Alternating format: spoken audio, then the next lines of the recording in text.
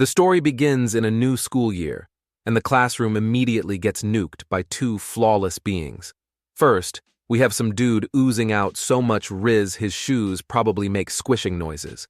And next to him is a goddess who could make the whole school bust their nut with a single hair flip.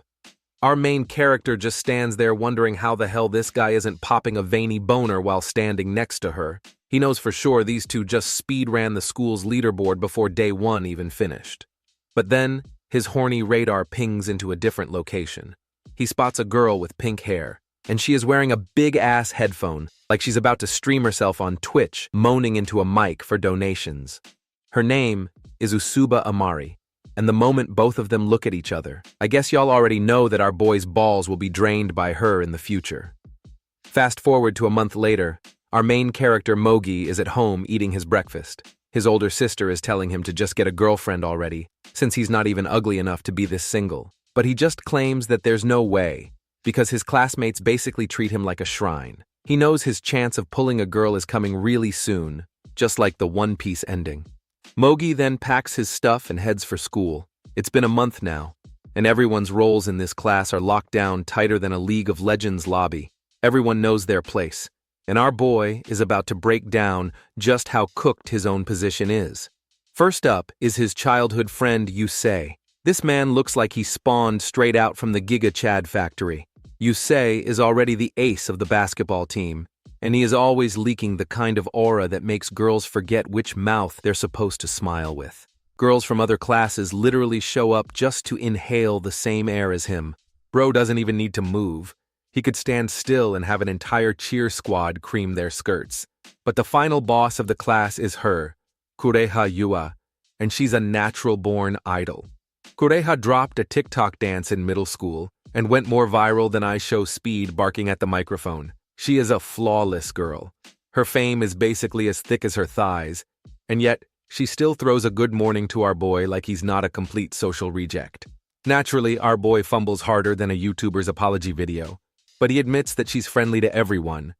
That personality earns her the first place on the girls students want to date leaderboard. He can't deny the fact that he admires her, and so does his meat, because it is slowly rising to say good morning back at her. And then we see what role Mogi actually got stuck with.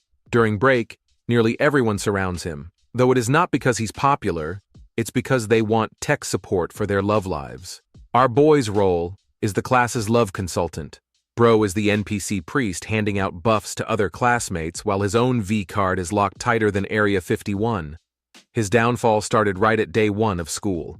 It was when Kureha hit him with a greeting and our boy nervously blurted out his whole government name like an AI. She hears his family name, Fukusuke, and lets out a giggle. She calls it a lucky name since Fuku in his name means luck. The class then hears about it, and suddenly his ass is branded as the good luck charm. People start praying to him like he's the god of getting laid, and somehow these degenerates actually start pulling coochies off it. The rumor spreads faster than a leaked OnlyFans video, and now our boy is swamped with horny classmates lining up for blessings. He's so busy handing out luck buffs that he's about to skip lunch. But then, Yusei swoops in like a true bro and tells them to leave our boy alone. He drops some corny-ass wisdom about respecting feelings and making love work better, and the crowd gets clapped into silence.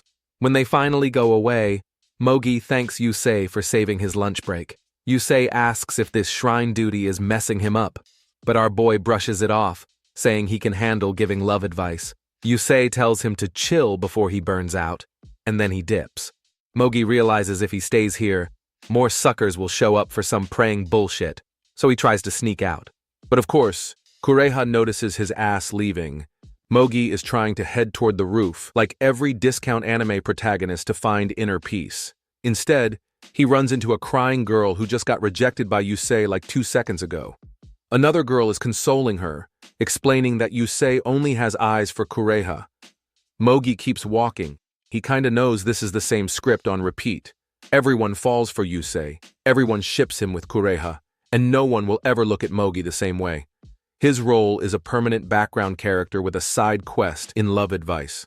But then, he spots the pink-haired girl, Usuba, from earlier. She is chilling with her eyes shut like she's in the middle of an ASMR session. Mogi recognizes her, and apparently her natural habitat is skipping lunch with the rest of the peasants and taking naps here like a fine queen. Now he knows damn well you don't wake a sleeping waifu unless you want your butt cheeks clapped. But too late. Usuba peeks those anime eyes open and spots him gawking like a hentai side character, and she is startled, clutching her purse like bro just pulled up with a knife asking for her panties instead of her wallet. Mogi panics harder than his morning wood under his pants and spits out an apology, saying he was just looking for somewhere to dump his lunch. But she just asks how the hell he even knows her name, and bro gotta break it to her that they have been in the same class for a whole ass month. Before Usuba can say more, a random gust blows the whole room sideways, and Usuba's shivering like she just spawned in Skyrim without armor. She's literally huffing warm air into her hands just to keep from dying on the spot. And because our boy's got a PhD in reading the damn room, he doesn't just sit there. He drags out a random desk and tries to use it as a wind blocker. Except this thing's leg is wobbling like a flaccid wiener, and now he's fighting to keep it steady.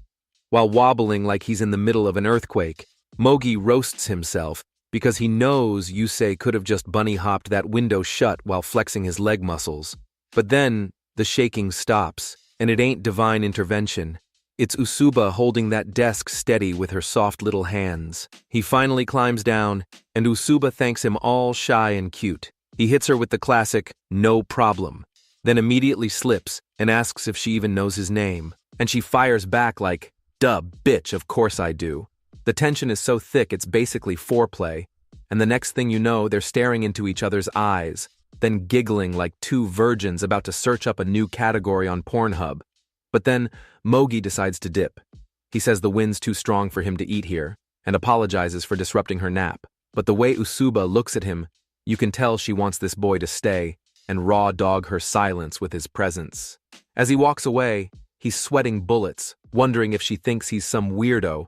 Meanwhile, she's there thinking he's exactly the kind of kind-hearted dork she wants to smash. Later, on the soccer field, Kureha is in the front row screaming like she's a cheerleader at a wet t-shirt contest, while Usuba is standing next to her dead, silent and gloomy. The dudes watching can't believe these two are childhood friends. The contrast is so wild that they cannot help but to gossip about it. Mogi eavesdrops on the boys' conversation, but he knows that is just some yapping from nutless bitches. Usuba is shy, not busted. She moves her hair like a rom-com heroine about to drop a fan service panel, and Mogi's dumbass immediately locks in. She catches him staring too, so bro has to whip his neck away like he just got caught watching stepmom videos at 3 a.m. Then out of nowhere, some girl screams like she just had an orgasm. But it turns out, it's just not one girl. It's the entire female population flooding their panties over Yusei. He is dribbling down the field like he's aura farming for Blue Lock Season 3. His egoism is bigger than his 10 inches meat, and Mogi's just stuck in goal like a paid extra. He tells himself he's getting worked up for nothing, maybe he's just projecting, while Yusei boots in a perfect shot like it's casual. After the match, the boys crowd Yusei like he's Jesus, who just solo carried a FIFA lobby. Girls are wetting the bleachers, squealing over his every move, and Mogi catches it crystal clear. Both Kureha and Usuba have their eyes glued to him. It's like the universe itself is flashing a sign that bro's dick is not in the running. But Mogi tries to cope. He tells himself that he knows Yusei better than anyone, since they're childhood bros. He gives him a pat in the back like he's hoping for scraps of attention, and Yusei tosses him a pity compliment about goalkeeping, even though Mogi basically AFK'd the whole match. But Usuba was already looking over them with some mysterious expression. After class, our boy just finished his side hustle as the classroom's love shrine. Another girl walks away with hope in her lower mouth while Mogi is alone with his right hand. He thinks the consultation hours are closed. Now it's time to head home and beat his meat in peace. But then a soft hand drops on his shoulder like the gods just pressed continue on his suffering. He turns around, and it's Kureha. She is leaning in so close that her right nipple is basically rubbing our boy's arm, and she has something to talk about. She starts bringing up his little shrine gimmick, and the class catches on quick. If even Kureha is coming to pray at this virgin altar, then everybody knows there's only one name on her prayer slip. It's the Giga Chad Yusei himself. Now it hits our boy like post-nut clarity. The most popular girl in the school who could make an entire Discord server bark with a selfie has come to him just to confess her love for his best friend. Kureha is trying to spill out the name Yusei, but before she can even finish breathing out that Giga Chad's syllables, Mogi's chest caves in. He knows he should let her talk, but the thought of hearing his best bro's name fall from her pretty lips is enough to castrate his balls on the spot. So he cuts her off raw and says he can't listen to that story. She freezes up like she just got rejected on a reality dating show, but Mogi speedruns an excuse like any cowardly beta would. He says he's got somewhere to be, then dips harder than a dad going out for cigarettes. Bro sprints out the classroom so fast you'd think there was free hentai on the way home. Meanwhile, Kureha's left standing there with the heartbreak emoji smeared across her face, and the other girls in class instantly start to talk shit about him. At the train station, Mogi swipes his train card while drowning in his own self-loathing. He knows he ran like a little bitch. He knows he lied about having plans, and he knows deep down he should be happy. The girl every dude in school jerks it to actually has feelings for his best friend. But instead of feeling joy, his chest feels like it's packed with toxic sludge. But then, he notices a certain pink hairstyle with that scrunchie. He immediately knows it's Usuba. She is riding the same train as him. He debates if talking to her would just make things more awkward. But then he sees that Usuba's body movement is kinda weird, and his eyes instantly spot some crusty old hand is creeping across her skirt. Reality slaps him awake because right now, some greasy bastard is trying to grope her in public. Mogi knows that Usuba's getting targeted because she's a timid and quiet girl. He clenches his fist, and his gut is boiling. He knows he has to move fast, but this dumbass brain of his goes full coward mode and tells himself he can't. Because if he makes a scene, all eyes will be on Usuba. But he also knows he can't just look away. He doesn't want to be that useless piece of shit who lets himself down again. Mogi finally grows a pair and lets out a voice loud enough to make heads turn. The moment she hears him, Usuba looks up. Her eyes meet his, and now she sees that he's actually here for her. A couple nearby looks confused and asks what's up.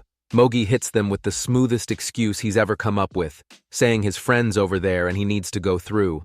They let him pass, and he slides up to Usuba.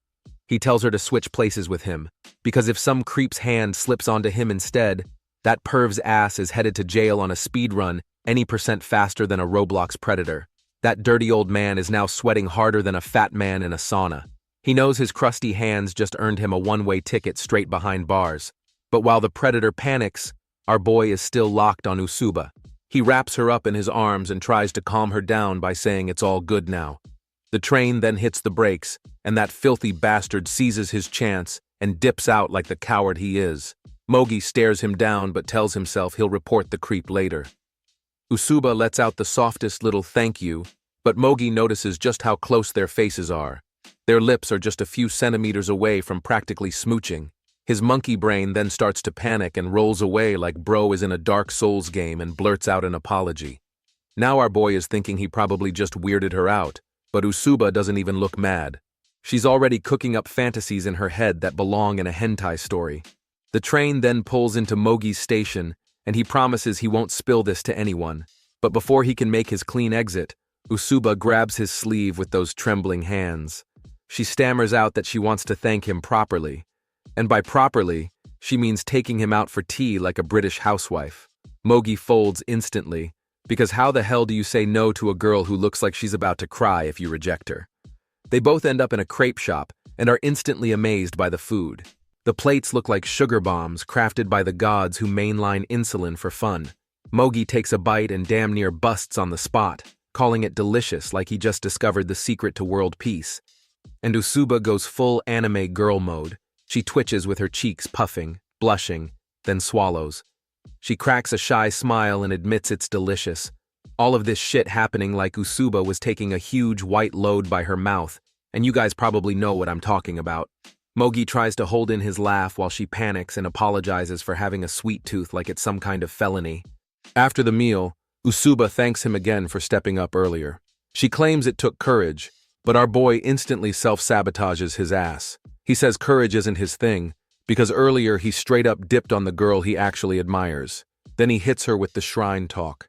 He rambles about how the girl he admires was there earlier, and even though it wasn't confirmed, he got so rattled that he ran away. He calls himself pathetic. But Usuba softens the blow by admitting she was like him too. Usuba starts spilling her guts about how she's always nervous and can't even talk properly to her classmates. Mogi perks up like he just found a rare loot drop. Because hey, he's also a stammering mess who needs to spam filler sounds just to keep a conversation alive. For once, these two introverts actually manage to laugh instead of mentally uninstalling themselves. But then, Usuba goes straight into depression. She wonders when exactly she started seeing the whole world as one big horror game.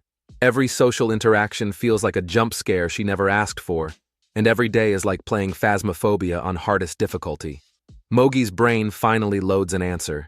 He thinks the root of all this cowardice might just be fear. Being disliked is scary, but being disliked by the one person you admire is a straight-up nightmare. He even admits he needs to apologize to Kureha, but then immediately bricks himself by saying her name out loud like an idiot. Now Usuba knows exactly who he's simping for, so our boy decides to stop dodging and just spills it. He admits he admires Kureha's sparkly aura, though he's terrified that Usuba might laugh at him like he just confessed to jerking off to Sonic fan art. But instead of clowning him, Usuba says she's in a similar situation. And Mogi instantly remembers how she was practically dripping for Yusei during the football match, meaning yeah, she's just as much of a simp as he is. Usuba now is choking on her tea, like she just got caught watching hentai on the family computer, because Mogi drops the bomb that he saw her during PE and assumes she was thirsting after his buddy Yusei. He even says that he will support her. But Usuba panics and quickly admits that Yusei's great, but not the one she was eyeing. She wants to confess she was actually peeking at Mogi, but the dude is sitting right in front of her with those awkward virgin eyes, so she can't get the words out. Mogi says that he doesn't even care about dating Kureha. What he really wants is to be able to look the girl he likes dead in the eyes without turning into a stuttering Discord mod on voice call with an e-girl. Usuba admits she feels the same way. Even if it's with the boy she likes, she wants to spit her feelings out without staring at the floor like a guilty dog. That's when Mogi realizes it. Both of them are socially constipated disasters with the same exact goal. So he proposes the dumbest yet most anime solution possible. Why not form a tag team of mutual coping and help each other level up their courage stat? Here is how the training arc will begin. He will practice talking with Kureha, and Usuba will work on not wetting her panties when Yusei breathes near her. But Usuba screws Yusei. If she could chat normally with anyone without her soul leaving her body, that would be peak evolution. Our boy's right there with her. He is tired of sounding like Windows XP booting every time he opens his mouth. He sticks his hand out and asks if she wants to become quote-unquote normal together, and Usuba's brain instantly melts, because in her mind, hand-holding is considered lewd already. Finally, she grabs his hand and the handshake is locked in. He just unlocked his first female friend achievement, but to him, this wasn't just any party member added. This was what his sister would straight up label as a girlfriend. Later, Usuba is back home and slips into her giant rich girl bathtub. She sits there moaning about how much shit went down today, and you can already tell she's not thinking about homework. Then she stares at her hand, because earlier that afternoon, Mogi touched it. For her, that might as well be full penetration. She blushes, giggles, and probably just unlocked a new fetish right there in the tub. She remembers what Mogi told her about not giving a damn about dating Kureha. He just wanted to talk to her without stuttering. To Usuba, that's the rawest sex talk she's ever heard. He didn't even flirt, but she's already soaked in more ways than one. Then she pulls out a phone, and it's Kureha venting straight into her DMs. She's crying about how Mogi avoided her, freaking out that he doesn't like her. Usuba wants to spill the tea so bad that Kureha might be thirsty for Mogi, but she knows if she blacks, Kureha will rip her tits off and use them as stress balls. So she stuffs her phone away and just lets her brain and her fat melons float around the water while she thinks back to that fateful day she met our boy. She can still feel every damn second of it like it's tattooed on her nipples. And deep down, she wants to tell him someday that he isn't just some awkward dork in the class, that he's actually changing shit. Mogi is having way more impact than he even realizes. The next day, Mogi is chewing down his breakfast. He remembers what he said to Usuba yesterday, but bro has the brain capacity of a wet sock. He has no idea what the word normal even means. His sister asks him what's wrong, and instead of giving a straight answer, He starts mumbling some philosophy like he's on a late-night Reddit rant. She doesn't buy his Sigma talk, but then asks if he found something to devote himself to in high school. And from that picture of a man dunking, it looks like Mogi has a past in basketball. And maybe Mogi has finally found something to live for in his high school life. At the school, he's ready to apologize to Kureha, but the man has the Riz level of a Discord mod. He doesn't know how to approach without looking like a creep. He sees her spacing out and realizes she's probably just as awkward. But suddenly, Mogi's nuts shrivel up like raisins in the sun. He realizes this might be too embarrassing, like peak secondhand cringe levels. So he starts doing that deep inhale-exhale breathing technique that ChatGPT recommends when you're about to fold in front of a girl. Bro out here meditating like he's trying to unlock ultra instinct just to say hi. But before he can lock in, his classmate Akiyama shows up and asks what the hell he's doing standing there like a yoga instructor on crack. Mogi panics and blurts out that he's just doing morning exercises, and Akiyama, being a true bro but also a dumbass, decides to join in. So now the two of them are standing in class pumping air like a pair of idiots. Mogi sneaks a glance back at Kureha, finally ready to make his move, but she's already looking at him. And not just any look, her cheeks are starting to heat up. Then she drops an awkward little wink, cheeks redder than a fresh hentai tag search. That wink doesn't just hit our boy, it detonates inside him like a tactical nuke set off right in his pants. Akiyama notices something is off and asks what kind of exercise involves standing still, turning red, and pitching a tent so hard you could hang the school flag on it. Mogi is about to fully commit to being a certified bitch until Usuba strolls into class and beams at him, basically squeezing his hope back to life like she's crushing melons with her chest. That little push gives him just enough testosterone to walk over to Kureha. He then bends so hard his spine nearly snaps and spits out an apology for ignoring her yesterday, like he's confessing murder. Kureha covers her mouth, blushing so hard you'd think he just dropped down on one knee with a diamond ring and a mortgage plan. Though she waves it off, saying it's nothing, and she should be the one who apologizes to him instead. Mogi then asks if they can talk after school, but Kureha hits him with the bold move of now being just fine. But our boy hesitates because he's terrified the class might start spreading rumors that he actually likes women. But before he can backpedal, Kureha slams down her own card and says she actually wants to apologize to him. Our boy finally learns that Kureha wasn't some evil mastermind gaslighting him. She was just guilty because she ran her mouth about his shrine name, and that accidentally turned him into a Walmart Cupid. She thought she caused him trouble, but our boy is too down bad to ever blame her. He instantly forgives her like she didn't just speedrun his reputation into shithole. Then she hits him with those sparkly anime eyes that could melt a grown man's ballsack and asks if he's really not mad. And he caves faster than me on November 2nd, telling her she didn't cause him any problems at all.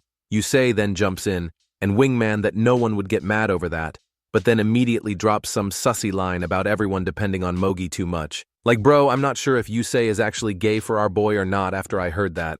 And the next thing you know, the first dude who scored thanks to Mogi steps up and apologizes for running his mouth. He even offers to buy lunch for him.